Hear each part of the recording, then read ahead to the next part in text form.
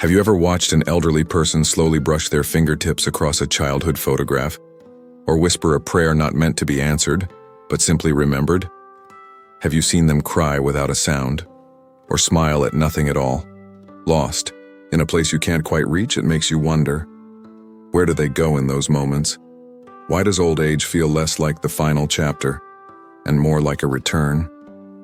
Carl Jung once said, "The afternoon of life is just as full of meaning as the morning.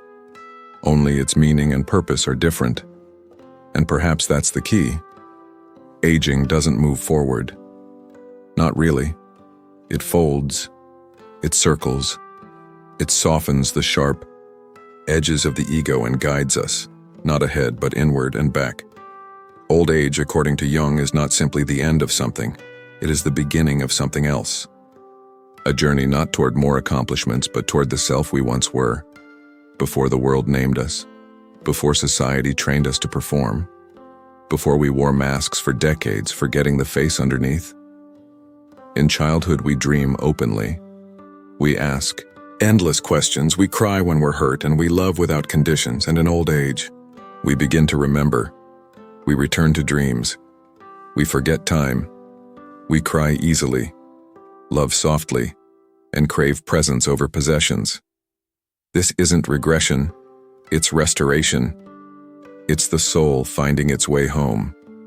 In this video, we'll explore why Jung believed aging was not decay but integration, why the elderly often become more like children, not in body but in soul, and why the final years of life might just be the most spiritually honest ones we ever live.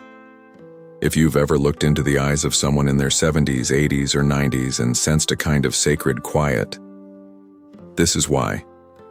Let's begin. Point number 1. The softening of the ego, how the persona begins to fade. In youth and middle life, we are builders. We build identities, reputations, families, careers. We chase meaning through movement, degrees, promotions, titles, praise. We wrap ourselves in 1,000 masks. The competent one, the strong one, the beautiful one, the one who never cries. These are not lies, they are survival. Carl Jung called this collection of masks the persona, the version of ourselves we create to meet the demands of society. And for a time, it serves us. It gives us a role to play. It gives us a name. But there comes a moment, often quiet, sometimes painful, when the persona begins to crack. In old age, the world stops applauding. The workplace no longer needs us. The mirror no longer flatters us. The children are grown, the roles vanish, and what remains is the self. Jung saw this not as loss, but as invitation, the beginning of individuation, the process of returning to who we were before we became who we were supposed to be. This is why elders often seem more emotionally transparent. They say what they mean. They cry without shame. They love without pride. The ego, once rigid and performative, begins to soften. And in that softening, something beautiful happens. We begin to resemble children again, not in immaturity, but in honesty. Children do not hide their curiosity. They do not pretend to understand more than they do. They speak from the center, and so do the elderly. This is not regression. It is return. Return to essence. Return to simplicity. Return to the unguarded truth of being. You might see it when a grandfather finally admits he was afraid all along, or when a grandmother holds your hand and tells you the same story she's told before. But this time, her eyes well with tears. She's not just remembering. She's feeling her life as it was meant to be felt fully, without armor. Jung believed that the work of the second half of life was not to build but to unbuild, to dismantle the false self, to bring the shadow into the light, to become finally whole. And that wholeness often looked very much like childhood, because when the ego finally steps aside, the soul steps forward. Point number 2. Time dissolves, and the eternal becomes more real. Have you noticed how children and the elderly both lose track of time? A child can spend hours playing with stones, staring at ants, dreaming beneath a tree. And an elderly woman can sit for hours watching birds from her window, silently folding the same cloth again and again. It's not that they're confused, it's that they've entered a state the rest of us have forgotten. Carl Jung believed that as we grow older, chronological time begins to fade in importance and psychological time begins to take over. In youth, we are ruled by clocks. There are things to do, deadlines to meet, people to impress. We're always rushing toward something, toward adulthood, success, recognition, legacy. But in old age, the future becomes smaller. And strangely, the present becomes bigger. You'll notice this when elders speak in long pauses when they take time to describe the color of the sky in their story, or the way their mother's voice once sounded. They are not inefficient. They are rooted in timelessness. Jung saw this shift as a spiritual one. As the body ages, as responsibilities fall away, the soul begins to unhook itself from linear time and begins to remember what it always knew. That the most sacred moments are not measured in minutes or hours, but in meaning, and often in memory. Elders drift between past and present as if both were equally real. They speak of long-gone loved ones in the present tense. They recall smells and songs as if they just happened yesterday. And sometimes they dreams of childhood homes of their mother's arms, of a first love's laughter echoing down an empty hallway. This is not dementia. This is the psyche preparing itself for something vast and mysterious. It is a return not just to the past, but to the symbolic, to the eternal, to the space beyond clocks and calendars. Children live there naturally. The elderly return there gently. And in between, we forget. But in those final years, if we are lucky, we remember again. We remember that time is a tool, not a truth, and that the deepest parts of our soul are not aging. They are eternal. Point number 3, the return of vulnerability. In childhood, we cry easily. We fall, and the tears come. We're scared, and we reach out. We don't question the softness of emotion. We live inside it. Then something happens. The world teaches us to be strong, to man up, to not take things so personally, to toughen our skin and bite our tongues.